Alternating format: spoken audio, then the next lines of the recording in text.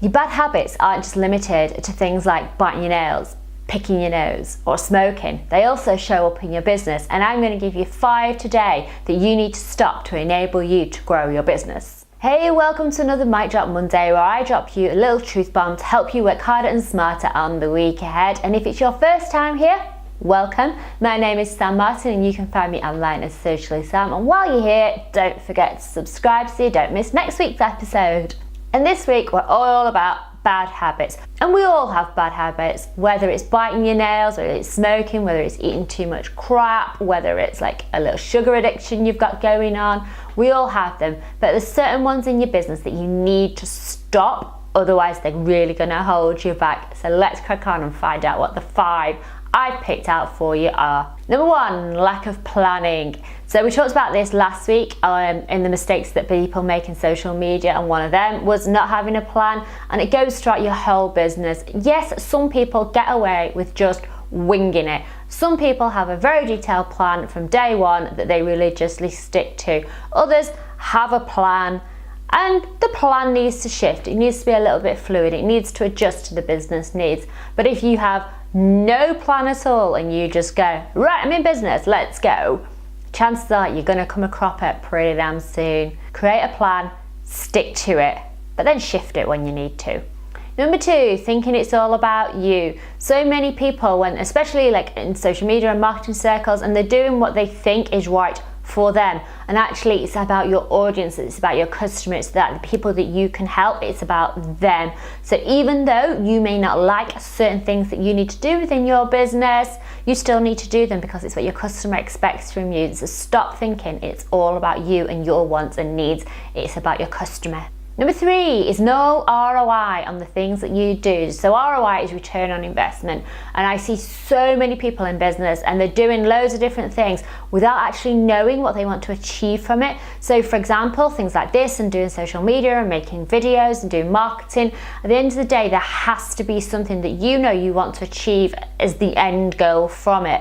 Things like going to networking meetings, what do you want to achieve by that?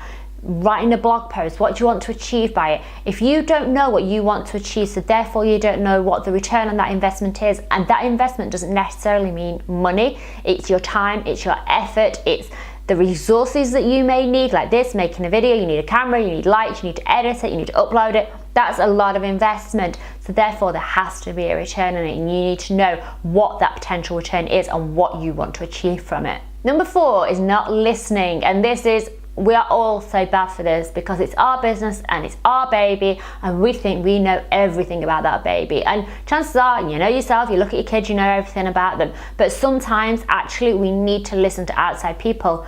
And I get this so much. People will hire me to do consult for them, whether it's marketing plan, social media plan, and I will tell them exactly what's what, and then they go, oh, okay, yeah, we're just going to do it our way, because they think they know better, or they don't actually listen to what they're being told. And loads of people do this, and they do this, you know, it's like, do you listen to your accountant, do you listen to your lawyer? Because you may know your business better than anyone, and nobody can speak about your business better than you. But when you need help on certain tasks that you're not the expert in, listen to the expert that actually gives you the correct information, and don't think they don't know what they're talking about, because chances are they know what they're talking about and they're applying it to your business, and you just don't want to listen because you think you're the only person that knows about your business.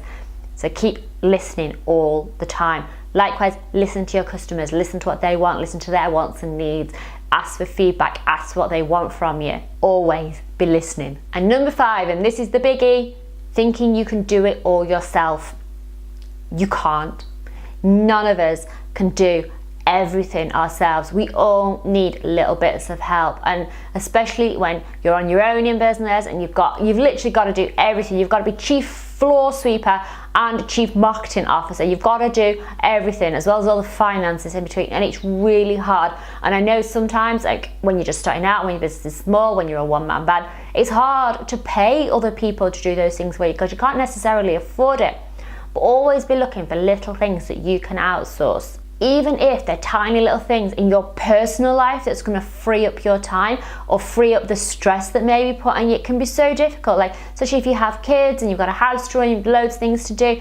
Just look for little ways all the time that you can take the pressure off yourself so you're not doing everything.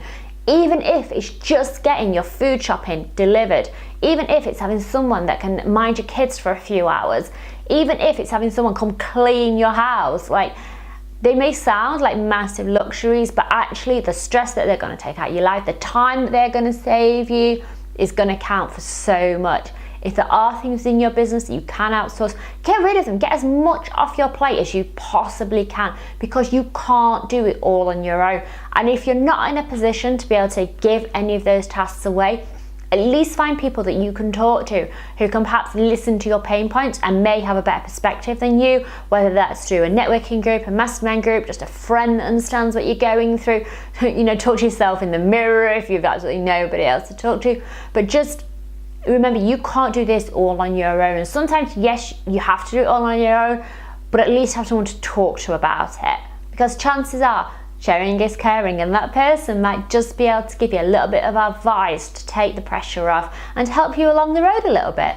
Thank you for watching this week's Mic Drop Monday, and I hope you found it useful and you're going to be breaking some bad habits this week. Don't forget to give this video a thumbs up if you enjoyed it, give it a share with someone you feel needs to hear this message, and don't forget to subscribe and go and visit all my other social media channels to see what else I'm up to at the moment. And I'll speak to you again soon.